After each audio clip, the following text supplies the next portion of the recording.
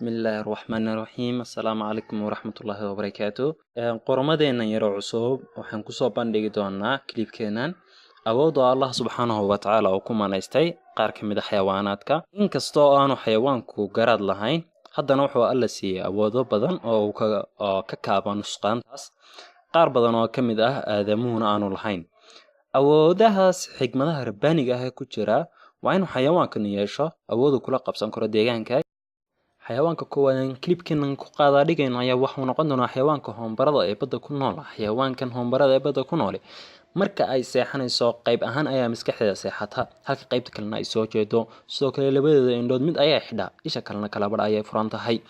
arrintaas khubarada ku tilmaantay inay tahay xayawaankuna kula socdo waxyaabaha hareerihiisa ka socda iyo haddii uu cadow kusoo fool leeyahay sidoo kale hoombaradu waxay awood abuur ah u leedahay in marka ay khatar jirto ay isu diraan ishaarooyin iyo fariimo la isfarayo in biyaha ay dibadda uga soo baxaan oo ay wada qaataan si ay isaga ilaaliyaan qarraqa ka imanaya biyaha iyo fatahaadaha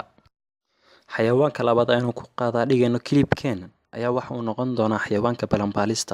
balanbaalista sida aynu la wada socono waxay ka mid tahay xayawaanaadka ugu taagta daran haddana balanbaalista ayaa waxa uu alla ku manaystay subxaanahu wa tacaala awood taas oo ay nolosheeda ku ilaaliso waxay awood u leedahay inay dhadhamiso shay kasta iyadoo aan cunin jirkeedana aanu gelin xayawaanka saddexaad ku qaada dhigana clipka ayaa ah jeerta oo ah xayawaan beribiyood aad u xoog badani waxa ay leedahay awood rabbaani ah oo Allah subxaanahu wa tacaala uu ku manaystay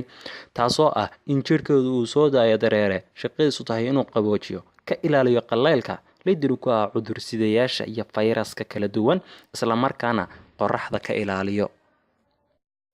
xayawaanka afraad ee halka ku qaada dhigayno ayaa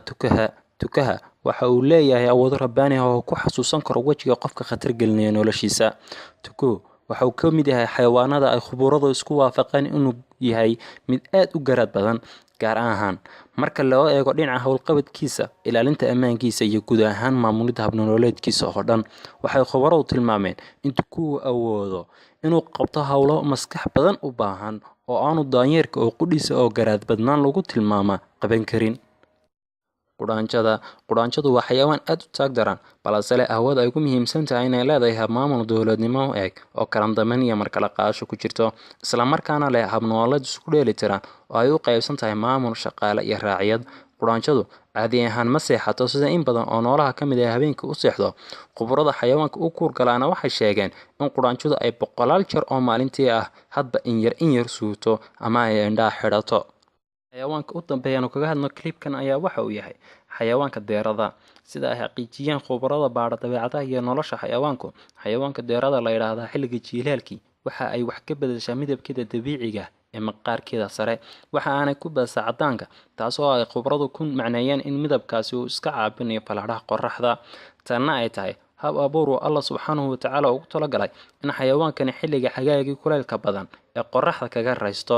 sidoo kale deerada xilliga jiilaalkii midabkeeda waxay u bedeshaa midabka dambaska ah oo uu ku dhex qasan yahay midab bunni ah taasoo iyaduna ah hab kale oo uu ugu adkeysan karo qabowga xilligaas